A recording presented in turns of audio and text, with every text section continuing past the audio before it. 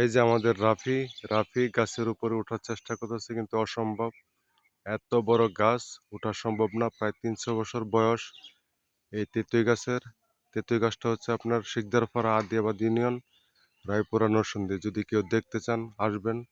অনেক পুরনো গাছ, দেখেন অনেক বড়, বিশাল বড় গাছ। এই যে দেখেন, দেখা অসম্ভব। এই ক্যামেরা দিয়ে দেখানো অসম্ভব, বড় ক্যামেরা লাগবে, প্রায় ৩ খানি ক্ষেত জুড়ে এটার এরিয়া। বিশাল বড়, বিশাল বড়, বিশাল বড় এরিয়া।